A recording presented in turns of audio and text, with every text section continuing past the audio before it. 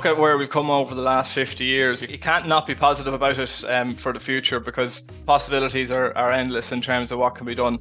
In time, we'll start to see farm level data coming in on individual cows based on their methane produced on a certain day, and that will all add into an index for selecting better, more efficient animals in the future, but we're a while off that yet. Hello, I'm Cathal Summers. And I'm Deirdre Lynn. You're Teagasc Sustainability Advisors, and you're welcome to the Teagasc Environment Edge podcast number 51, bringing you the latest information, science and opinion to improve farm sustainability. We would love to hear from you and get your opinions on what's discussed on the show. In order to contact us, you can email the Environment Edge podcast at teagasc.ie. Please feel free to ask any question or even make suggestions on topics you might like to hear discussed on the show. With calving season well underway, it's now time to turn our attention to breeding. The Economic Breeding Index, also known as EBI, is the greatest cost-saving and carbon emission reducing mitigation strategy for dairy on the Teagasc MAC curve. Teagasc advisor John McCabe, working on the Aurivo Joint Programme, joins us to discuss EBI, carbon emissions, profitability, and what the cow of the future will look like. John, you're very welcome to the show. Thanks a million. Great to be on. John, we know by adopting certain practices and technologies, farmers can significantly improve efficiency. They can also improve profitability and also lower GHG emissions. So one efficiency measure that farmers can implement is the use of the Economic Breeding Index, or the EBI. Can you explain a little bit about the EBI and what's its makeup? Yeah, so the EBI is an overall breeding index for dairy cows and bulls in Ireland. So it's made up of 8 sub-indexes, all attributing euro values to the overall figure. So basically the euro figure is how much extra profit would be expected from a certain cow over a lactation. So the higher the euro figure, the better in terms of profit.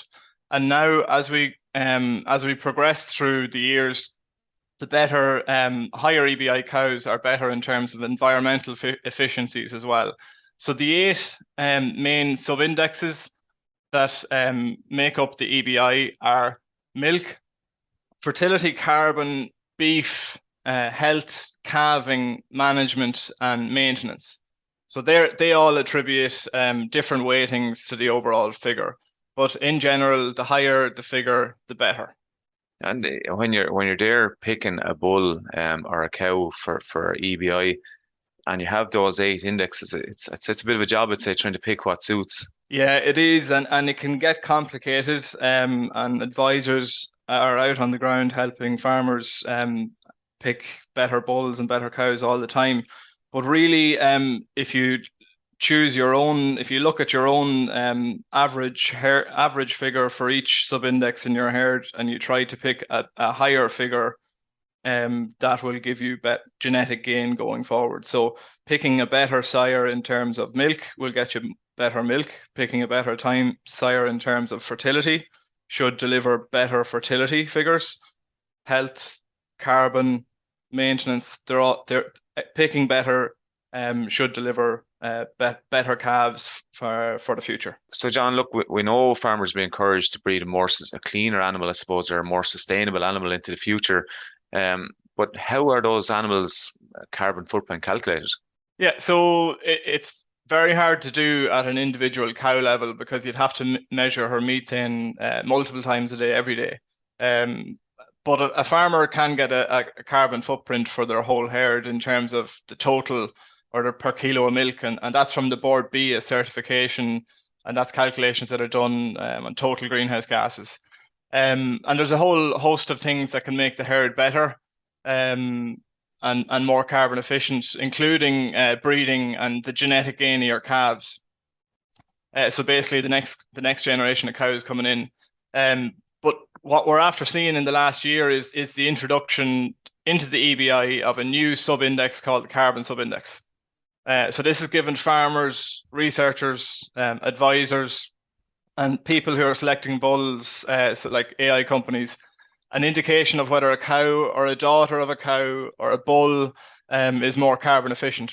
So in essence, it's a tool to say, like to point a person in the direction of better or higher carbon efficiency, or if a bull or a cow is going to have lower carbon efficiency.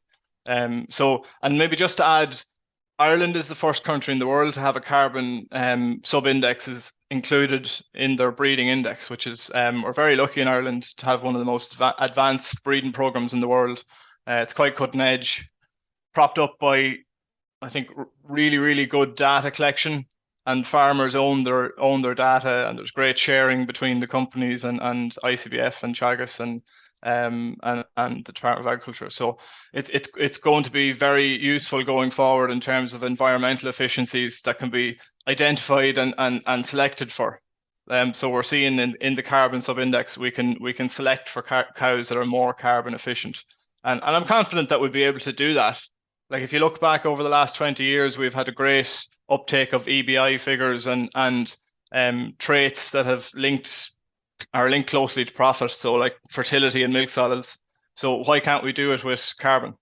When we're talking about environmental efficiency, I think I was looking at a webinar, and carbon produced for fat-corrected milk was 12% better in elite animals, although they're not specifically bred for that.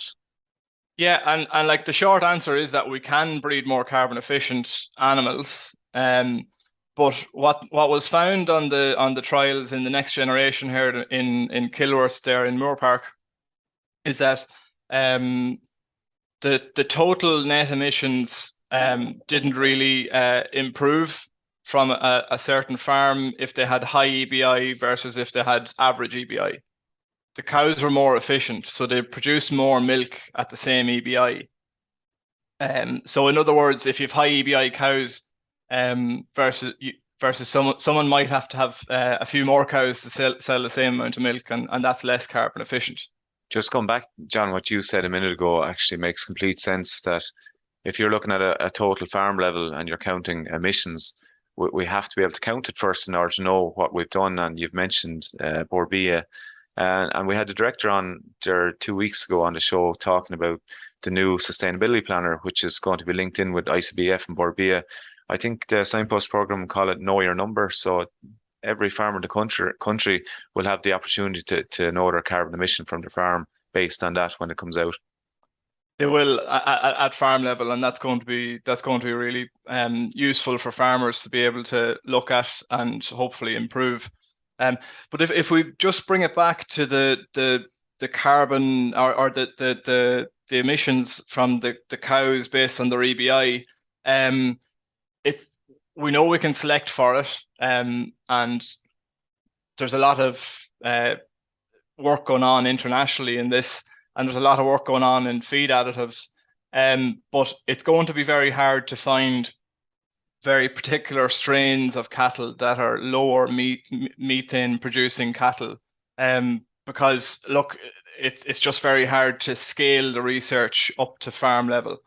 There's green feeds machines that are testing methane production from cows in Teagasc and in Grange and in other sites around the country, but they're a couple of 100,000 each, so euro each, so it's not going to be able to be scaled. But look at where we've come over the last 50 years in terms of research. You can't not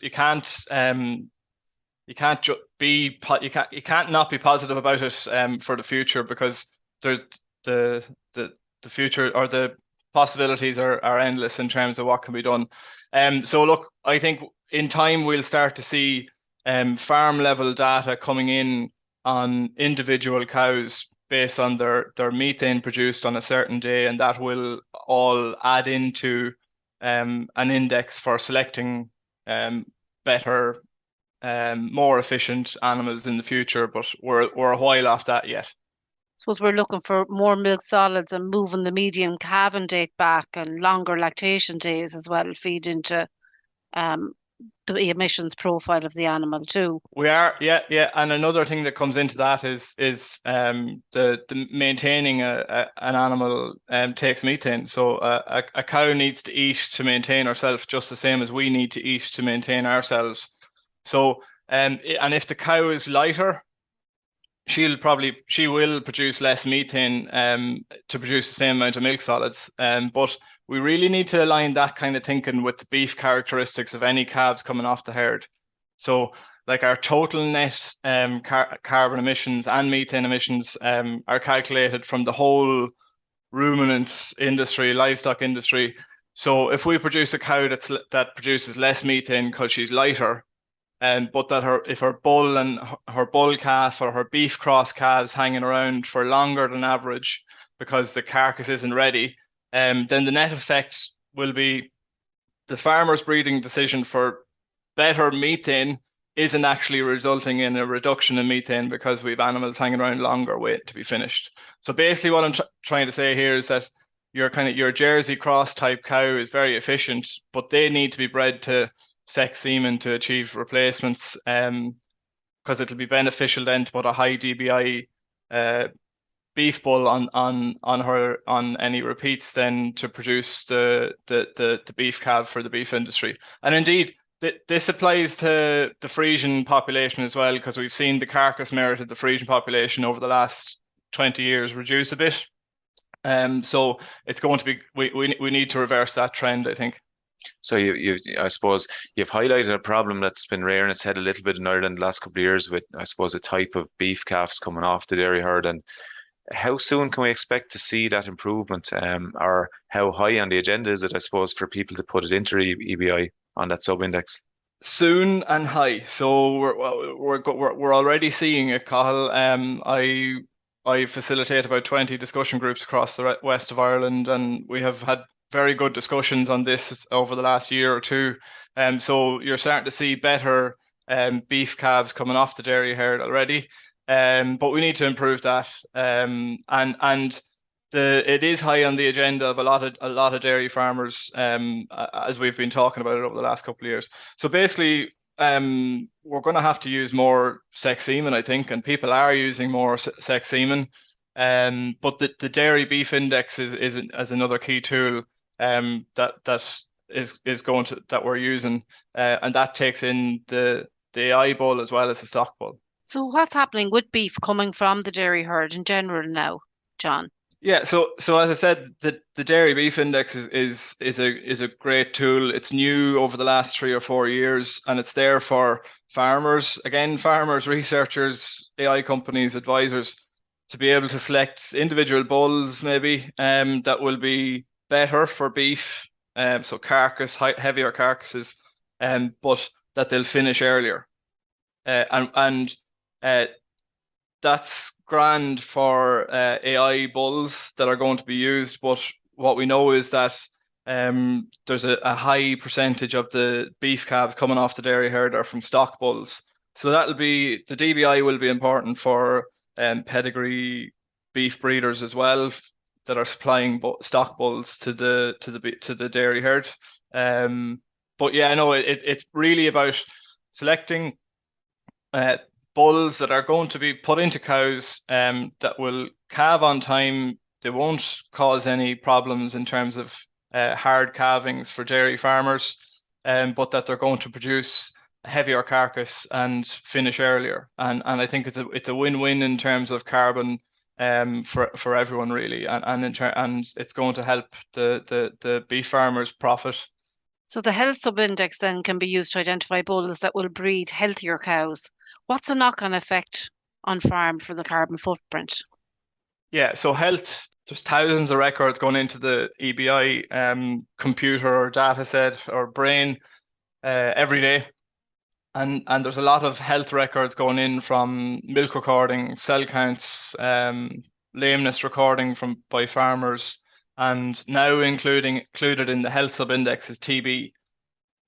So very simply, having a higher health sub-index should breed you healthier cows that are more resistant to TB. So what's the knock-on effects, Deirdre? Our replacement rate. Okay.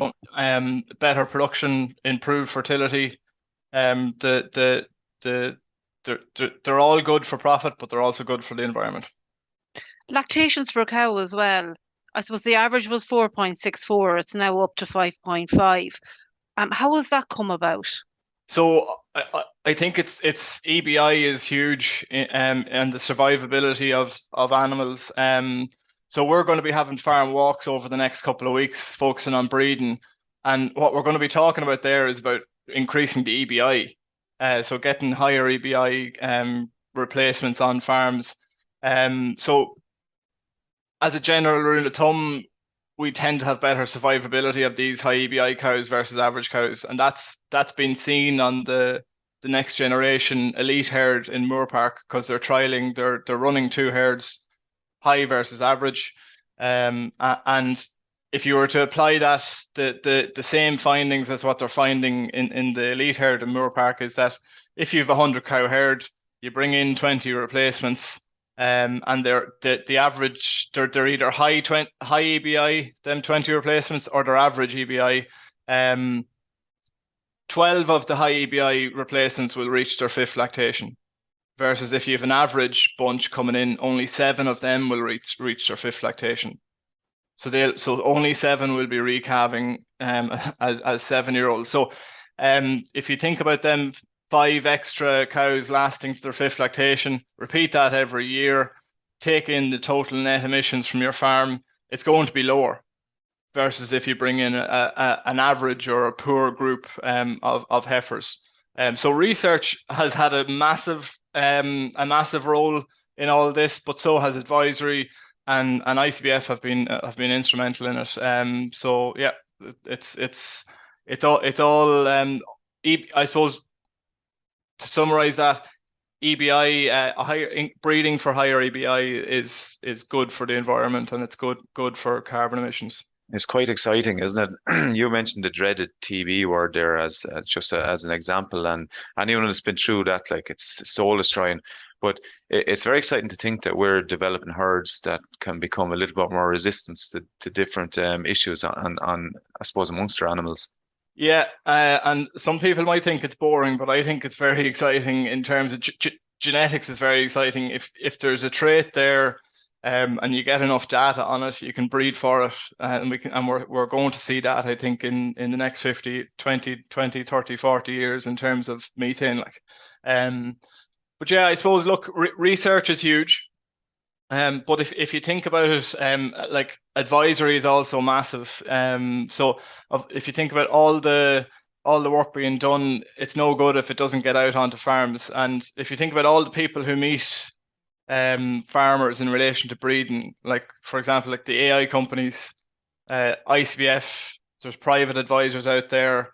They're all extremely important. And I may be biased on this fact, but like, I think having advisors on the ground, meeting farmers, getting the knowledge out there to the men and women across the country is vital.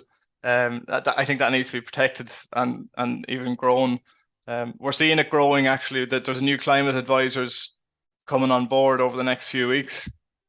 And the Signpost program is there, which is super. But I don't think we should forget about the good work that's been done already. There's potential, there's massive potentials, I think, in terms of adoption of all these environmental improvements and EBI. And I think that can be done very effectively through the local advisors that are out in the ground. And in most cases, they've built up trusting relationships with advisors up and down the country. So we just have to look at protecting the knowledge transfer piece of adoption. And yeah, you're 100% right. Yeah, a huge role. And I'm going to give you another headline now that advisors are dealing with heavy at the moment. Dairy cow banding at the moment is a particular difficult one for our farmers and advisors are working on at the moment. Are we going to see a change in how we view milk solids versus litres produced, and how cow is going to look with EBI in the future, maybe to stay within maybe the middle band? We probably will see a bit of a change, but in reality, it's not much of a change from what we've been talking about over the last 10 years anyway. It's higher percentages, higher fat and protein percentages, medium levels of milk, good fertility, and maybe there will be some people fleeting between the upper and the middle band that will be changing their breeding tactics. But that could be said that they could go higher or they could go lower in yield. So, but I don't think it will change it majorly, Cathal. I think that percentages, fertility, high EBI are still the main focus. I think at the end of the day, also, like, we're linking productivity and profit with sustainability, and the higher EBI cows have greater profit, don't they? Profit per lactation is greater, something like €2,500 for the elite cows versus 1,600 for the average cows. So it makes sense on every level. Yeah, of course, and I think all you have to do is look at what's happened over the last 20 years in terms of EBI. There's been a great increase in EBI, and I think profits have come with that in terms of profit per cow, and that's been repeated on a couple of different research trials. And actually, ICBF gave me data last year. So I work for Teagasc in the west of Ireland, in conjunction with one of the major dairy co-ops, Aurivo. So I got an anonymized data set on EBI of all herds supplying Aurivo. So I got their EBI, got their actual milk and fertility performance data, and I got a few other interesting things along with it. And so I split up the data set based on their EBI, from low to high. And what I found is that as the EBI increased, all the efficiencies improved as well. So that's similar to what they're finding in the research. But also, and kind of interestingly, and I think very importantly, there's large amounts of low-hanging fruits still there to be picked. So if we think there's technologies there that we already have and that we know, like the actual act of having membership to ICBF and paying the membership to ICBF and knowing what our EBI of each cow is and making our breeding decision based on that. Like milk recording, like there's a lot of work to be done on getting more farmers milk recording. Not carrying over cows to the next lactation due to infertility, milking them on. I found that the lower EBI herds have higher amounts of cows kind of carrying over to the next year. So they've extended lactations at low yields, whereas you could do that with higher EBI cows, fertile cows, and not have to, I suppose, have the costs of that methane over the winter and the following year. So I think achieving a place where we've got good fertility, good EBI, not having to bring in more extra heifers to replace poor performers and infertility, that kind of thing, that's where we're going to get major gains over the next couple of years, while we wait on the new research to become implementable and kind of scalable. So but yeah, so for now, I think the main aim of my work and all advisors' work and everyone that's involved in genetic gain in Ireland in dairy cows is going to be try get the EBI figure up, and get the carbon figure up, get the health up, get the fertility up, get the carcass traits of the calves up, and at the end of the day, this should improve profit, but really it's going to improve the environmental efficiencies as well. Have you any walks or seminars coming up in the next couple of weeks, John? Yeah, so next week there's going to be a number of walks all around the country as part of Breeding Week. The Teagasc Dairy KT team are going to be out and about talking to farmers on all this, and yeah, that's what's happening over the next while. John, next week, so that's the week of the 20th of March. That's correct? Week of the 20th of March, there's going to be 10 or 12 breeding walks all around the country. Yeah. Perfect. Lovely. Look, John, this is an exciting time. You mentioned what we've done in the last 50 years. Can you imagine what in 50 years' time what the animals are going to look like on our farm? They might be able to talk by then. You never know, but it's certainly an exciting place to go. So keep up the good work, and thanks a million for joining us on the show. Thanks, John. No problem. Thanks for having me on. That's it for this episode of the Teagasc Environment Edge podcast. Thanks to Teagasc advisor John McCabe, working on the Aurivo Joint Programme, for joining us on the show. Don't forget to rate, review and subscribe to the podcast. You can listen on Apple and Google Podcasts, as well as Spotify. And for more information, go to the Teagasc website at teagasc.ie. I'm Carl Summers. And I'm Georgia Glenn. Join us next time for the Teagasc Environment Edge podcast, Signpost to Farm Sustainability.